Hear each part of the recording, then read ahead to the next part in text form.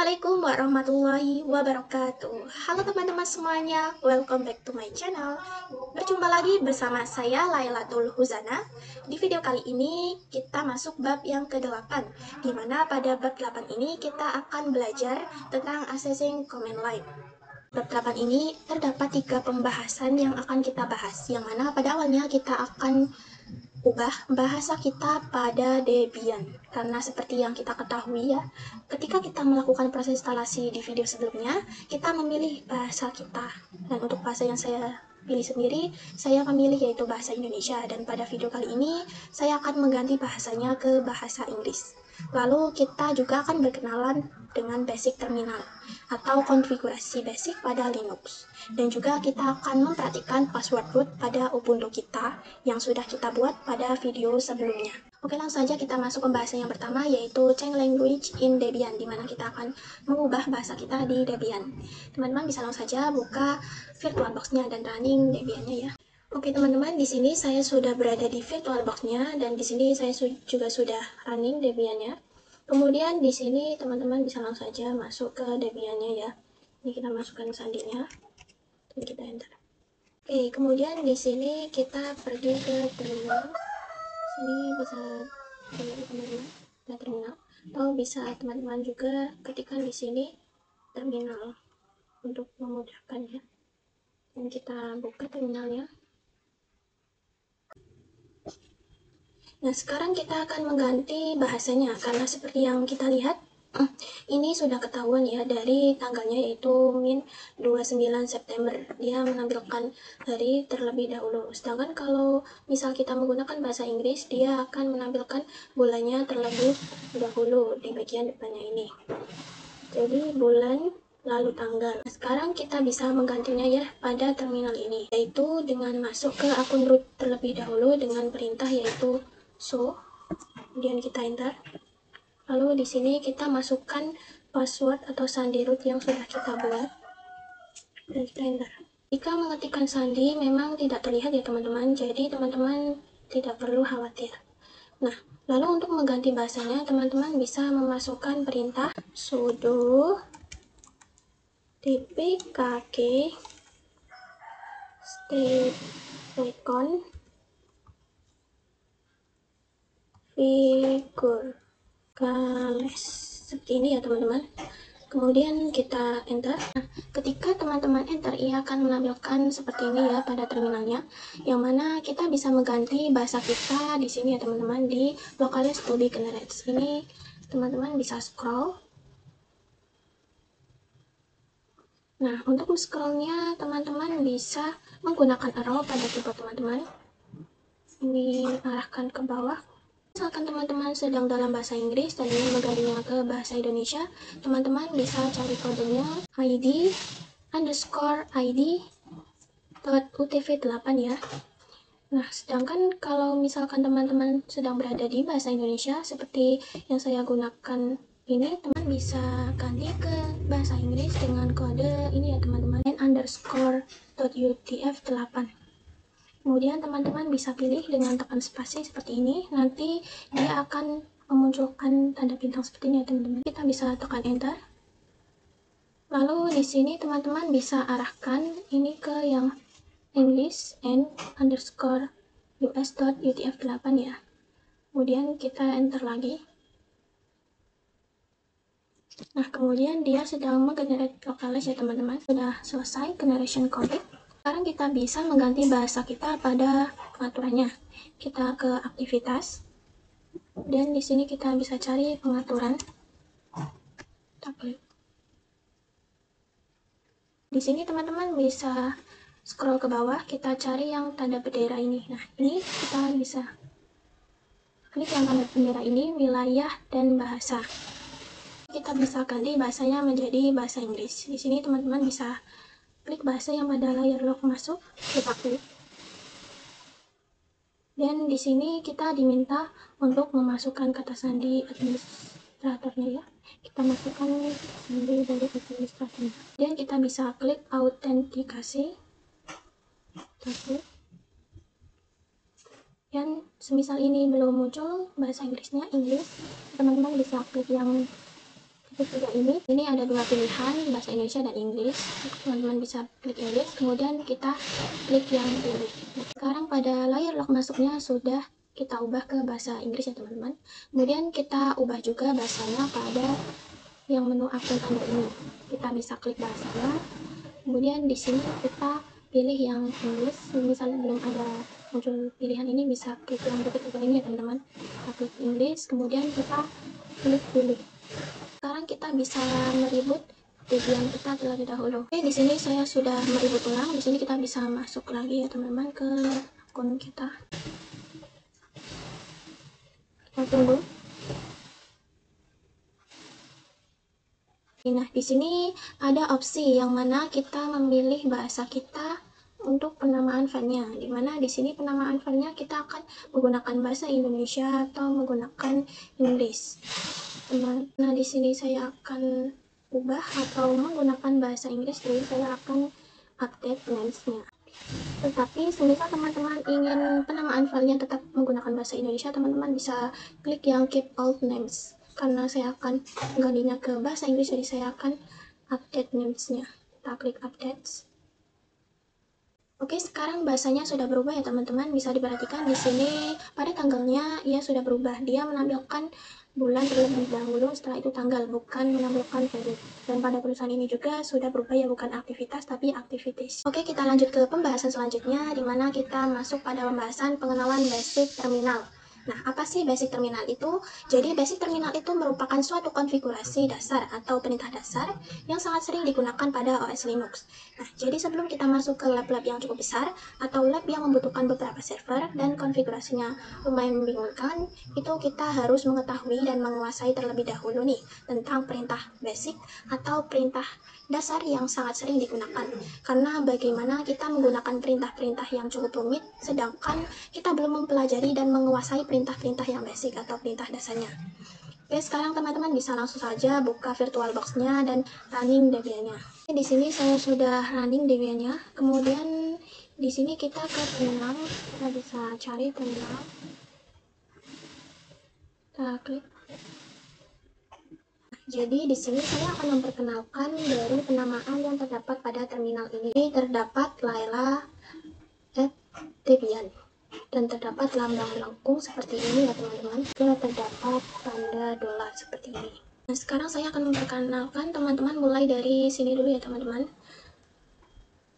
Apa itu nama sebelum tanda @ ini? Di nama sebelum tanda @ ini merupakan penamaan yang digunakan sebagai user, yang mana ini sudah kita tetapkan ketika kita melakukan proses instalasi. Jadi terdapat parameter username kita dan kita harus memasukkannya, dan ini dia nama username kita yang kita gunakan. Dan ini muncul ketika kita masuk ke Debian desktop kita. Jadi akan terdapat nama username, lalu kita diharuskan untuk memasukkan password. Barulah kita bisa masuk ke dalam desktop Debian-nya. Nah, itu merupakan username. Nah, untuk mengecek nama username kita sendiri, itu teman-teman bisa menggunakan perintah wami seperti ini ya teman-teman. Lalu kita enter. Perhatikan di sini nanti Layla. Nah, ini menandakan bahwa username saya adalah Layla. Lalu apa maksud dari nama setelah tanda @ ini? Ini merupakan hostname yang digunakan pada Debian server ini, yang mana hostname ini digunakan sebagai penamaan dalam jaringan. Jadi semisal server ini berada di Yogyakarta, sedangkan saya sedang berada di Surabaya. Jika saya ingin meremote Debian server yang berada di Yogyakarta, maka saya harus menggunakan penamaan hostname-nya sebagai penamaan untuk meremotnya. Jadi saya meremote nama Debian-nya dan memasukkan IP address-nya. Teman-teman juga bisa mengecek nama dari hostname-nya dengan perintah hostname cdl. Kemudian kita enter. Bisa diperhatikan ya teman-teman, dia terdapat static hostname yaitu Debian, kemudian ada icon name yaitu komputer VM, kemudian ada chassis VM, dan informasi lainnya. Nah, karena kita menginstal sebuah virtual machine, maka chassisnya di sini VM. Dan ketika teman-teman menginstalnya di perangkat asli, kemungkinan chassisnya akan berbeda lagi. Begitu juga dengan informasinya. Karena saya menggunakan VirtualBox, di sini juga virtualisasinya Oracle ya teman-teman. Dan jika teman-teman menggunakan VMware atau yang lainnya, kemungkinan juga virtualisasinya akan berbeda. Kemudian di sini jika teman-teman rasa ini agak mengganggu, teman-teman bisa menghilangkan semua ini dengan perintah clear. Kemudian kita enter. Nah, dia akan hilang semua ya teman-teman. Kemudian apa maksud dari tanda lengkung ini? Maksudnya adalah ketika terdapat lambang ini di terminal kita, itu menandakan bahwa kita sedang berada di home directory ya teman-teman. Teman-teman bisa menggunakan perintah pwd untuk mengecek di mana keberadaan kita sekarang. Kita bisa enter. Benar ya, sekarang kita sedang di home/layla. Sekarang saya akan masuk di directory lain, yang mana ini membuat saya tidak berada di home directory lagi dengan perintah cd /etc. Ini merupakan perintah bahwa saya akan masuk ke dalam directory etc. Jadi bukan directory home lagi. Ini bisa kita enter. Diperhatikan maka lambang lengkungnya di sini ia akan hilang ya, karena saya sudah tidak berada di home directory lagi. Akan coba ke home directory lagi dengan perintah cd /home/layla. Kemudian kita enter. Maka tanda lengkungnya ia akan muncul lagi karena saya berada di home directory lagi ya teman-teman. Lalu apa maksud dari lambang dolar ini? Lambang dolar ini merupakan penandaan hak akses. Ketika terdapat lambang dolar ini, maka ini menandakan bahwa teman-teman hanya memiliki hak akses user biasa. Dan jika teman-teman terdapat seperti ini, itu menandakan bahwa teman-teman memiliki hak akses root atau hak akses yang paling atas. Karena terdapat beberapa directory atau file yang mana itu hanya bisa diakses menggunakan root atau hak akses root.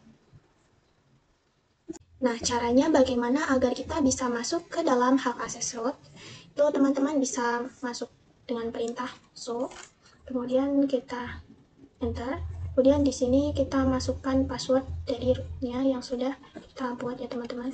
Kemudian kita enter. Ketika kita masukkan password ini memang tidak terlihat ya teman-teman, jadi teman-teman tidak perlu khawatir. Nah, bisa teman-teman perhatikan di sini tanda dolarnya sudah hilang ya teman-teman. Tanda dolar sudah hilang itu menandakan bahwa hak akses kita sudah dalam hak akses root. Nah, terus kok ini tanda lengkungnya hilang juga? Karena ini saya tidak berada di home directory.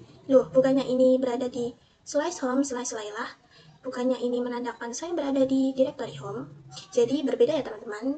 Antara home directory-nya root dengan user biasa itu berbeda. Kalau user biasa dia memang /home/layla. Cuman kalau misalkan di root itu home directory-nya adalah /root. Jadi saya akan masuk ke home directory-nya root dengan perintah cd /root. Kemudian kita enter. Sekarang saya sudah berada di home directory-nya root ya teman-teman. Bisa perhatikan tandanya seperti ini.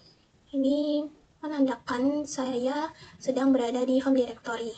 Di sini saya akan coba untuk masukkan perintah pwd untuk mengecek di mana keberadaan saya sekarang. Kemudian di sini kita enter. Bisa diperhatikan ya teman-teman, di sini saya berada di root. Kemudian untuk keluar dari root, itu teman-teman bisa masukkan perintah exit ya. Kita exit. Kemudian teman-teman enter. Nah, sekarang kita sudah keluar dari direktorinya root dan sekarang sudah berada di user biasa ya teman-teman. Oke, kita lanjut pada pembahasan yang terakhir, yang mana kita akan membuat password root pada Ubuntu. Nah, jadi Ubuntu berbeda ya teman-teman dengan Debian, yang mana ketika proses instalasi Debian itu terdapat parameter password root, sehingga kita bisa membuat root secara langsung ketika proses instalasi di Debian. Sedangkan Ubuntu dia berbeda, karena pada Ubuntu ketika proses instalasi kita tidak terdapat atau tidak ditampilkan parameter untuk membuat atau masukkan password root, sehingga kita tidak bisa membuat password root pada proses instalasi, seperti yang dilakukan pada Debian. Pada pembahasan ini kita akan membuat password root pada Ubuntu ya teman-teman. Oke, teman-teman bisa langsung saja buka aplikasi VirtualBox-nya dan running Ubuntu-nya. Oke teman-teman, di sini saya sudah berada di VirtualBox-nya, Ubuntu-nya juga sudah saya running. Di sini teman-teman bisa login terlebih dahulu sebagai user teman-teman apa, teman-teman bisa masukkan usernya seperti yang teman-teman buat waktu proses instalasi ya. Kemudian di sini passwordnya apa juga teman-teman masukkan. Nah, sekarang kita coba masukkan perintah su dan printer. Nah, kalau misalkan di Debian itu kita perintah su itu dia akan secara langsung mengambilkan parameter password seperti ini. Jadi, kita bisa masukkan passwordnya.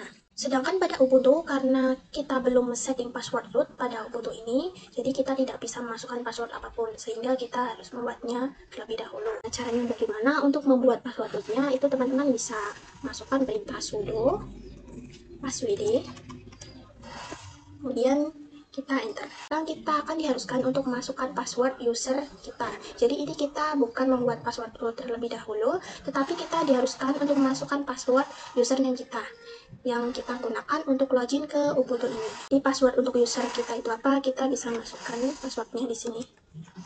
Kemudian kita enter. Nah, sekarang kita diharuskan untuk memasukkan password baru untuk root kita. Kali ini untuk pembuatan password rootnya akan menggunakan sandi yang berbeda ya teman-teman. Jadi teman-teman bebas mau memberikan sandi apapun ya teman-teman, sesuai keinginan teman-teman. Kemudian di sini kita enter.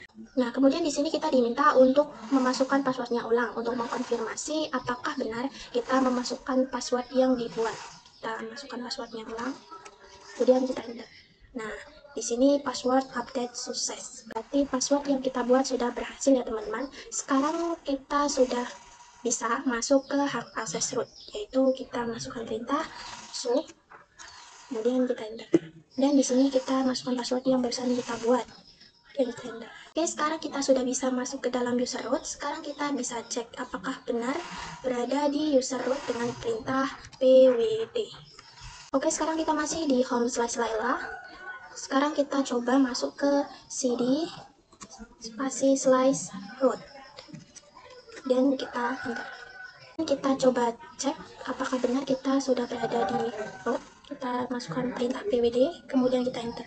Nah, oke, sekarang kita sudah berada di root ya teman-teman. Berarti kita sudah bisa masuk ke root atau masuk ke hak akses rootnya. Oke, mungkin itu saja materi yang dapat kita pelajari kali ini. Sampai bertemu di next video. Sekian dari saya. Wassalamualaikum warahmatullahi wabarakatuh.